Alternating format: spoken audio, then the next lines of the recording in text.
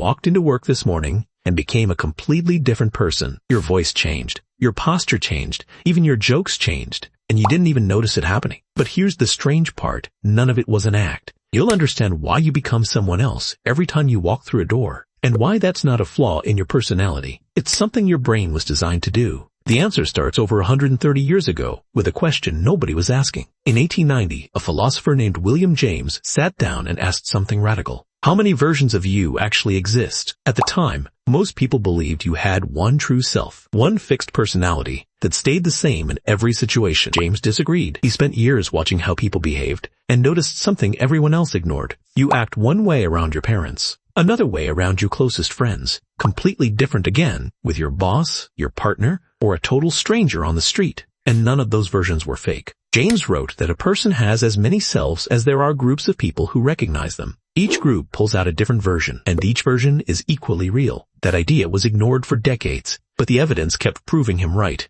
Subscribe now, because the science behind this gets much stranger. 70 years after James, a sociologist named Irving Goffman picked up the thread, and he took the idea somewhere nobody expected. He compared your entire life to a theater performance. In his view, every social situation is a stage, and you are always performing. You have a front stage, the part the audience sees. That's you, smiling at your coworkers, nodding along in meetings, laughing when the boss makes a joke that isn't funny. And then you have a backstage. That's your couch at midnight, in sweatpants, watching bad TV. That's singing badly in the shower when nobody can hear you. Goffman didn't see this as dishonest. He said this is the way all human interaction actually works. He called it impression management, and he argued you've been doing it since childhood, and it shows up in ways you don't even realize. Think about the last time you answered a phone call at work. Your voice probably went up half an octave. Your words got a little more formal. Maybe you even laughed at something that wasn't funny at all. Then you hung up and immediately went back to your normal voice. That entire switch happened in less than a second. Psychologists have a name for this. They call it code switching. It means adjusting your speech, your tone,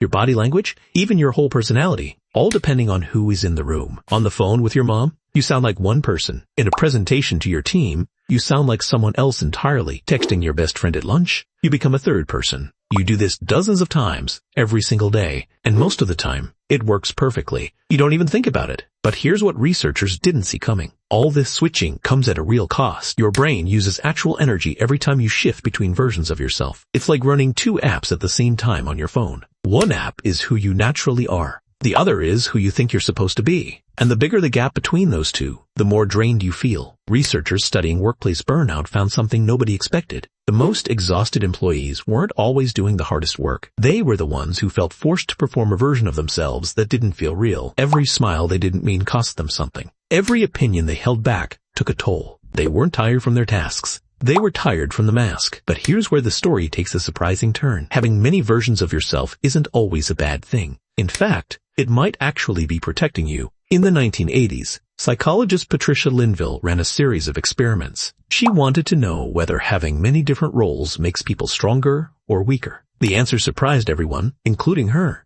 People who had more distinct roles handled stress significantly better. Parent, worker, friend, teammate, volunteer, artist. She called this self-complexity, and here's why it works. If your entire identity is wrapped up in just one role, a setback there feels like total collapse. You don't just lose a case, you lose yourself. But if you have 5 or 6 roles that matter, losing one doesn't destroy the others. It's like keeping your eggs in completely different baskets. Your many selves aren't a weakness. They're a safety net. So the next time you catch yourself acting differently around different people, pause. Don't judge yourself for it, but do pay attention to one important thing. Are you switching because you want to, or because you feel like you have to? Researchers found that the key isn't how many versions of you exist. It's whether those versions feel authentic. When your work self and your home self both feel like choices you made, that's healthy. When one of them feels like a costume you can never take off, that's a warning sign. Your brain isn't confused. It's adapting. The problem isn't the switching. The problem is when you lose the choice. The goal was never to be the same person in every room.